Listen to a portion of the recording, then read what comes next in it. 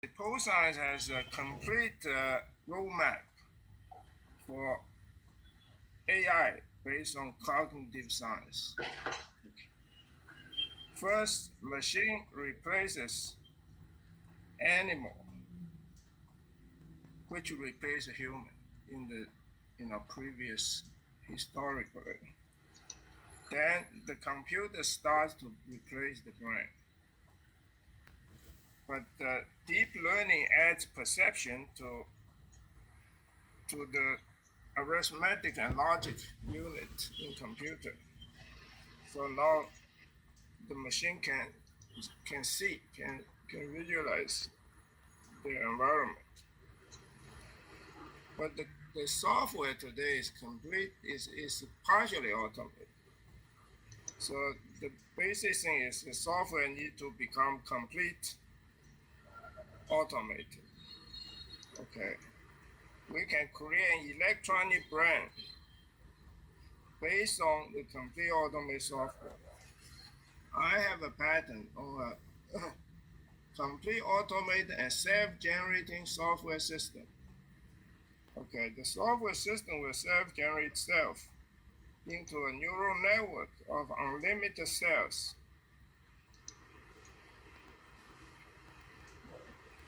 There is in the complete in the neural network in the complete automated cell.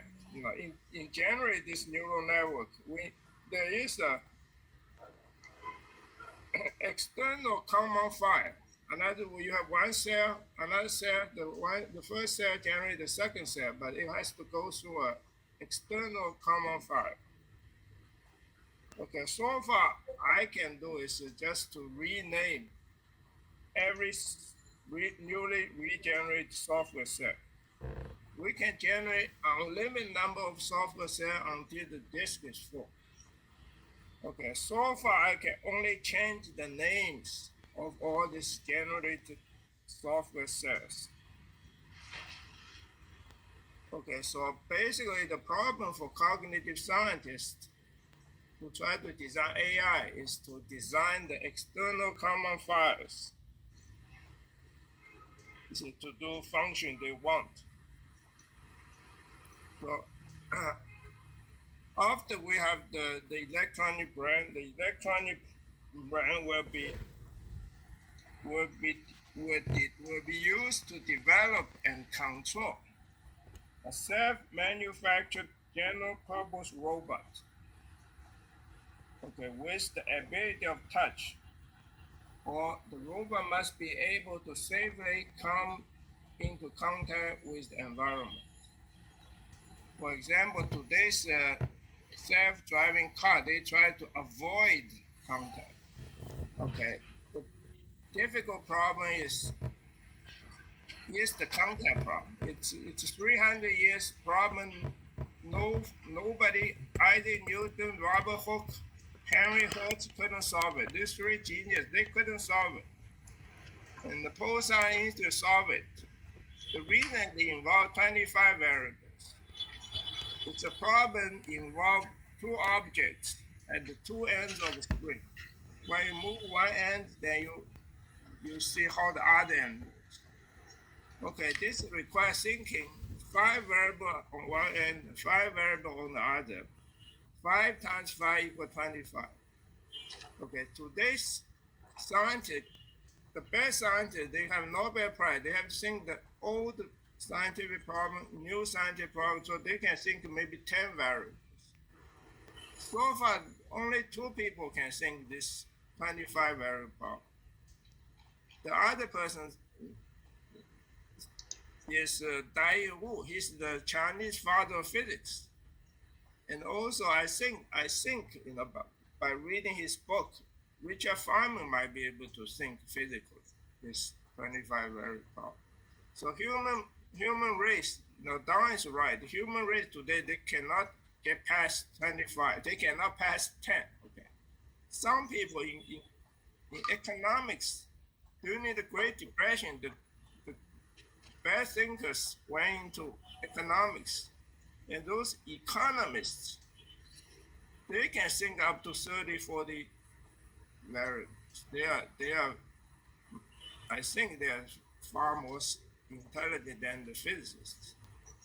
Okay, unfortunately, they didn't really completely solve any problem in social science. So today, anytime where there's a financial crisis, all the economy disappear.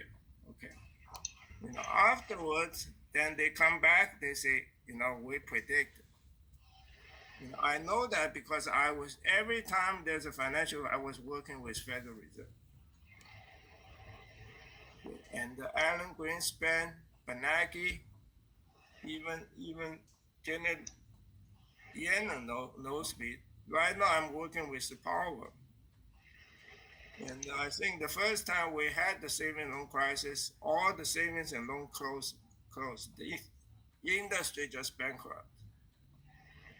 The second subprime roll, actually, this Milton Friedman, myself, and Bernanke, we all agree on quantitative easing, and I sent in three proposals to they published my four proposals, three proposals, and altogether they published six. They received 100, and I have three proposals. They published by proposal, U.S. Treasury, okay, which advocate quantitative easing. So quantitative easing has saved the subprime world. We didn't get into another greater depression. Okay, today they want to go back to the gold standard. Okay, that would take away the ability of quantitative easing, and that will take away the ability of printing money. This will be a disaster. Okay, if you really use gold to back up the currency, human beings should be allowed to print money in time of crisis or in time of runaway inflation. Actually, runaway inflation is caused by printing money. Okay, so there's a contradiction in saving, but people use that, why did they get into inflation? Because the runaway inflation, because they print too much money. They try to save the economy. All this government employees, they need money, they need salaries to survive, but only survive temporarily. On the other hand, the economy collapsed. Okay, Argentina, Brazil is following. So the world is entering into runaway inflation. On the other hand, there's countries which try to control their inflation, which make their other country inflation even worse. So United States is in the middle of it all. So the gold standard cannot be used until we invent an international currency. You see, I have invented integer gold, and now I'm working very, very hard on this. Integer gold. I have invented universal permanent money. Okay, so money must have the correct money must have two characteristics. One is it must be permanent. The second is it must be universal. So gold is the only example today. But I suggest that you can use a byproduct of the complete automated software, universal permanent number which can be remembered by the universal permanence by the software. Okay, and that universal permanent number should be able to have the quantity have the characteristic of permanent and universal, so it should be able to use as international currency. Domestic people can use their currency to save their crisis. But once you print too much money, once you have inflation, you must revalue your currency. But today you revalue your currency based on the dollar. So every country can revalue their currency except the United States, because they cannot revalue again their own currency. Okay, the United States must get out of being the standard of international standard currency. It must allow something else to replace it. many people now start to suggest this gold standard. Economists think this is, they're crazy. Go back to gold standard. They're right. Economists are right. Okay. Unfortunately, people say there's no other way to control the printing of money. Okay, taking away printing money, we're in disaster. So this is there is this contradiction. The economy they are really into something. Okay, again, that is the application of the computer automated software. Also, Don mentioned something. We need to evaluate what we want to create. You see, also Don reject to Elon Musk, which is, I think this is some point of debate. Okay, today I know the most intelligent people in the world. I also know the most richest people in the world. Okay, this in the public media, you listen to all these billionaires, but the one I know is the one who owns the in-ground gold. He's a trillionaire. Okay, nobody knows his name. And also Elon Musk makes a point that is proven by actual fact, because I know many intelligent people, the most intelligent people in the world possibly. Okay, at least half of them. One of them is he has been Lionel Mason, his name. He has been he when he was young, he was so smart. He was the number one, historical, the best score in Lehman Brothers entrance test. When he was young, he knows how to break computer codes. When he was young, he entered into banks in Africa. And he said he just want to walk around, look around. He has no intention to steal money. But anyway, British government still asking what you want. You either we jail you or we electric shock you. Okay. So they put the electro shocking, and I saw his face. It's a scar cut. This mathematician, he's so smart, he refused to receive awards. Okay, these people, if they use their intelligence for bad, they can cause problems. Even they don't even know it. Okay. Today's robot are not really causing problems. Okay. Today's drones, they can really replace nuclear weapons. They can go around, kill any they want. Okay. And they are actually helping stopping wars instead of starting them. Okay, so this is what's going on. Then in conclusion, okay, this point is I'm not accusing being contradictory to Don. Actually, I'm just adding into the future, which nobody knows, so there's nothing to compete. In the future, the robot will be developed into the human, and the software, computer automated software, will be developed into DNA. Okay, so basically, we're in the process of self-creation. Okay, I have a website, self.creation.org, O-R-G, self-creation.org. And in that website, I argue against David Hume.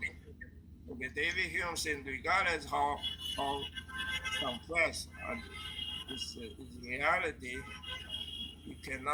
does not prove that we come from evolution. Does not prove we come from evolution. Not evolution, not from design. Actually, they're against design, intelligent design. My argument was that you do not look into the past, you look into the future. Okay. the future states we're going to create self-creating ourselves. Okay, well, our self-creation, what was our self-creation consider us? We become the creator. We become God. Okay, so basically, this is the process. The universe continues, and Don's quite right that the universe is so, Earth is so tiny compared to the whole universe. Plus, we cannot claim that we know many things in the universe or above DNA. Okay, this is just way too. The scientists are just babies, among the intellect in the universe. So we're far from making such a claim. But anyway, I outlined the roadmap. And I think young people, if they want to, they can follow pole science, and we have it all done. And the really intelligent one can come and think about the common external fire. That is the key. Okay, when you self generate, you have to go through a common external fire. This fire can so far can only change the name of the new cells, and if they can make it to other things, that would be great. That would go into the neural network. Obviously, with unlimited software can obviously make a deep learning much faster. Okay, so this is just a roadmap. Yeah, I think if you give me time to say the conclusion, I would say something very supportive of Don's conclusion about philosophy. Basically, historically, the the thinkers, the logician, the mathematician, and the philosophers, they started science, okay, not scientists. Then Rene Descartes became the father of science, and after they invented science, immediately it's taken over by Immanuel Kant, who think we should consider infinity. Okay, scientists, they do not consider infinity. They just consider finite, control the volume, finite control the volume to study finite problems. Okay, so they're very far. They don't understand what is social science. I think the life science are the most difficult to communicate because they don't understand foundation of life science. Life is characterized by complete automation. Okay, no, what are they talking about? Nature never create anything that cannot last permanently. All the human creation are temporary. So what they're talking about, this is very far. But Elon Musk is not too bad. He sees something. He sees the truth. Another person who speaks truth is my two friends, Paul Feyerabend, who passed away, and there's another guy, John John Horgan, Horgan. He speaks the truth, and now Paul science seems to be verifying his conclusions. He wrote a book called The End of Science. Also, he initially, before that, he wrote The Death of Mathematics. I'm in the process of discrediting both science and mathematics. So I will support it. Okay, if I have chance, I will say more about the philosophy behind all this. And then basically, I would say the engineers, they just use the equations scientists give to them and plug in their own data, and they think that is right. Okay, they treat the science as if it's a religion. The equations are the religious doctrines. So this is terrible. Okay, so the engineers are not going to finally solve all this problem that we're talking about, cognitive science or AI. And it has to come back to the philosophers. Okay, that's it. There should be a complete new foundation for AGI, just like Don pointed out. That is really a good starting point to criticize today's people who are working on this AIG. So the example is when a baby is born, it has twice the brain cell as an adult, and the way brain cells are retained is based on trophic factor. Okay, unfortunately, a different part of the brain require different type of trophic factor. So, in the future, if we want the brain to be smart, we can just feed it more trophic factors. Okay, I know this because I'm following research in the University of California, San Diego, and the Stanford University. They're doing this. They know how to keep a premature baby alive by feeding them trophic factor. So these are top secret because they are human experiments. But I know this because I have adopted some baby preemies, and I know what they do, what they try. They feed a different type of trophic, and the baby come out to have different type of intelligence. So let's go back to the basic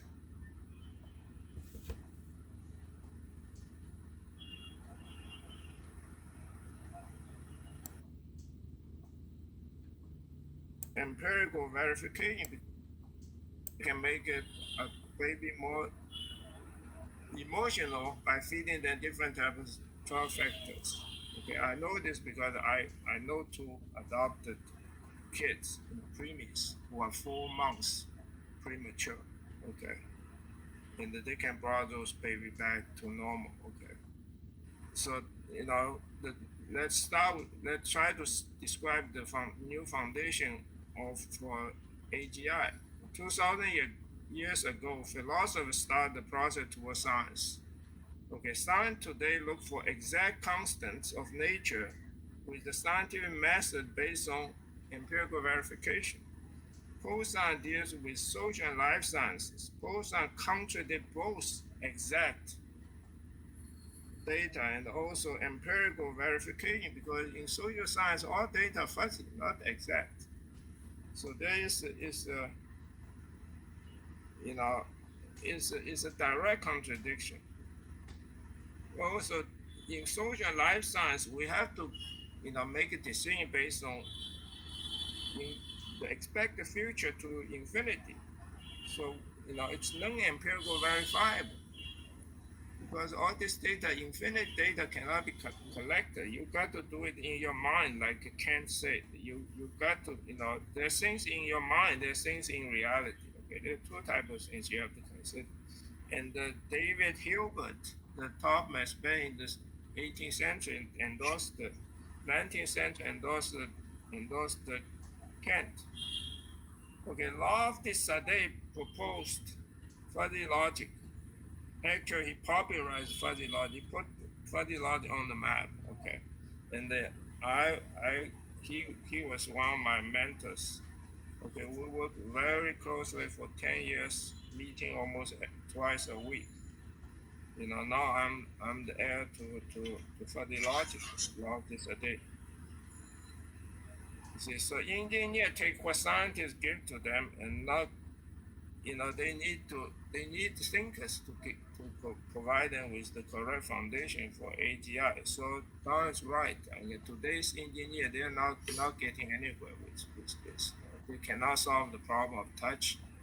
They cannot solve the problem of computer automation. Computer automation software is a very difficult problem to solve. It involves three innovations simultaneously. And finally, the world needs thinkers who are, today the thinkers are thinking about money because we live in a money-oriented society, which look for short-term monetary gains. What we need to do is look for long-term monetary as well as non-monetary socially benefit returns. So that is my conclusion. That it's all stuck in we're in a money-oriented society, so people think about money. Okay, that's it.